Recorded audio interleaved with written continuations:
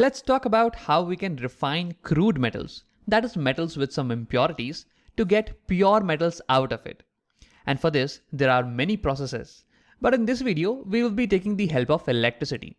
We'll be talking about electrolytic refining. See, so far we have been talking about extraction of pure metals from metal ores. And we spoke about what are the steps over here. The first step was enrichment of ores, where basically we crush the ore and we separate the metal compound out of the impurities. Now the second step was conversion to metal oxide. See, if this metal compound is a sulfide or a carbonate, first thing we do is to convert it to metal oxide. And the reason for doing this was because it's easier to extract the metal out from the metal oxide. And that's our third step. We reduce the metal oxide to get the metal out. But see, this metal is still crude. It still has some chemicals that we don't want, some impurities that we don't want. And we need to get rid of that because pure metals are used in many industries, in many delicate work. And if there are even a small amount of impurities, everything can go bad. Your mobile phones, your laptops, they all use pure metals. And if there are impurities, their properties will change, right? So that's why we need 99.99% pure metal. And that's why we are going to refine them. So let's try to understand electrolytic refining with the help of an example. So let's say we started with copper metal. So we had copper ore, and in the first step, we enriched it, meaning we separated the copper compound from the impurities. And in the second step, we converted the copper compound to its oxide form. And in the third step, we reduced it to get the copper metal. Now this is still in crude form, meaning it has copper and some impurities, some unwanted chemicals. So let's see how we will electrolytically refine it. So first of all, this crude metal, this is taken and connected to the positive terminal of a battery. Okay. Now the second step is we take a pure version from outside somewhere. We buy the pure version of the same metal. Over here, since it's copper, so I'll buy a wire or a strip of pure copper and I'll connect it to the negative terminal of the battery. Now these are going to be my electrodes. Now I'm going to dip these electrodes in the solution of the salt of same metal. For example, here the metal is copper. So I'm going to take the solution of copper salt. Here I'm taking copper sulfate. Okay. Do not take any other metal salt. Only take the same metal salt that is being refined. So just to recap, we took the crude metal and we connected that to the positive terminal of the battery. From outside somewhere, we bought pure metal that is being refined, which was copper, and we connected that to the negative terminal of the battery. Now these two electrodes were dipped in a solution of the salt of same metal that is being refined, here copper sulfate. Okay. Now the main idea is when I pass electricity, the copper atoms from the crude metal, they will come into the solution, and the copper atoms from the solution, they will get onto this pure metal. Okay. So as time passes by, this pure metal strip, this will become thicker and thicker. Copper atoms will keep on depositing on it. And this strip of crude metal, this will become thinner and thinner. The impurities from this, they will drop into the solution. Either they will dissolve in the solution or they will settle down at the bottom. And this is how we'll be able to refine it. This is how we will be able to get 99.99% pure copper. All the copper atoms from here will come and settle over here. Now let's look at the refining process a little bit in detail. So first step was to take crude copper, which is copper plus impurities, and connect it to the positive terminal of the battery. That means this is going to be our anode. This becomes our anode, the crude metal. And the pure copper, from outside we bought pure copper and we connected it to the negative terminal of the battery. That means pure metal is used at the cathode. Now we took the solution of the same metal's salt, which here in this case was copper sulfate. Copper sulfate, CuSO4. Now to this, we add a little bit of acid. We take acidified copper sulfate solution. And the reason for doing this is because by adding acid, we can increase the conductivity of this solution. The ions will be able to flow easily and faster. Okay. Now see what happens when we pass electricity. The copper atoms that are there in this crude anode, copper in this, it will lose 2 electrons and become copper plus 2 ion. Those 2 electrons, they will travel towards the positive side of the battery. Positive, negative, they attract, right? So the reaction that happens at anode is copper, it loses 2 electrons and becomes copper ion, copper plus 2 ion. 2 electrons are given off and this travels towards the positive side of the battery. So this happens at anode. Now see, this copper ion, this will drop into this solution. Okay. Now next is, since 2 electrons went up, then 2 electrons will come down. Equal number of electrons move in a circuit. Okay. So here 2 electrons are going to come at the cathode and this will attract a copper ion from the solution. So the copper ion, it will get attracted towards the cathode. It will take the 2 electrons from the cathode and will become copper atom.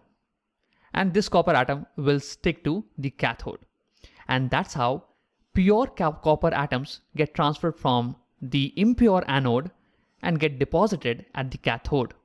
So the reaction that happens at cathode is copper plus 2 copper ions, they take 2 electrons and then they convert to pure copper atom. And these atoms get deposited over here. So in time, all the copper atoms from the anode, they will jump into the solution as copper ions. And these ions will get converted to copper atoms and they will stick to this pure cathode. And the impurities that were present over here in the anode, they will either dissolve in this solution or if they are insoluble, they will settle down at the bottom of the anode. And this is called as anode mud. So after a while, you will see that anode is becoming thinner and thinner, and it might even disappear after a while. Whereas our cathode, this will become thicker and thicker with pure copper. So this is how we refine metals to get 99.99% pure metal. And since in this process, we are using electricity, this process is called electrolytic refining. Okay, with this, I have few questions. And if you are able to answer those questions, then your understanding of this concept is perfect. So let's try. My first question is, if I make the cathode of another element and not of the element that is getting refined. See over here, I made the cathode of pure copper, right? But what if instead I made it of carbon? What would happen in that particular case? Pause the video and think about this yourself. Now see, if I made the cathode of carbon and not of the metal that is getting refined, then in that case, copper ions will come still in the solution and then they will take electrons from the cathode and become copper atoms and will stick to the carbon. So here finally, we will see something like this. The copper, pure copper, is getting stuck to carbon. And later on, we will have to scrape off this pure copper from this whole carbon, right? So that's going to be another added step. And that's why we use pure metal as the cathode. Now, next question is, what if I use some other metal salt as the solution? See, we have been told that the metal that you're refining, use the salt of same metal as the solution. So over here, we are refining copper and we are using the salt of copper. But what if I use iron sulfate instead? What would happen? Pause the video and think about this. So see, if you pass electricity in this case, first of all, copper ions will definitely come into the solution from anode. But iron sulfate, this will also dissociate now and we will get Fe plus 2 ions from it. So in this solution, we now have Fe plus 2 ions and copper plus 2 ions. And it might happen that both of these ions get deposited over here on the cathode. So finally, the scene might look something like this. We have copper and iron also on the cathode. So see, this is still impure, right? We do not have 100% pure copper. So this also beats the purpose. Now one last question. What if we switch the electrodes? Meaning this time we connect the pure metal to the positive terminal of battery and the crude metal to the negative terminal. What will happen in this case? Pause the video and think about it. And if you have thought about it, let's see. So see, the positive terminal of the battery, it will suck electrons. Does not matter what is connected to it. Whether it's pure copper or crude copper, it will take away electrons. So what's going to happen in this case is the copper atoms in the pure metal strip, they will lose electrons and become ions. They will come in the solution and then they will take the electrons from this side, from the cathode, from the crude metal and deposit on top of the crude metal. So finally, after some time, the pure metal will start becoming thin and they will start depositing on top of the crude metal like this. So see, at the center of this, we still have many impurities, right? Even though the pure metal is on top of it, this is not pure. So this still beats the purpose. And that's why we connect the impure, the crude metal to the positive side and the pure metal to the negative side. I hope with these questions you understand the reasons why we do things in electrolytic refining. Now let's summarize the video. So far we saw that to extract pure metals from their ores, we first enrich the ores, meaning we separate the metal compounds from the impurities. Then in the second step, we convert the metal compounds to metal oxides. And in the third step, we reduce these metal oxide to get the metal, the crude metal. And in the fourth step, we refine these metals to get pure metals.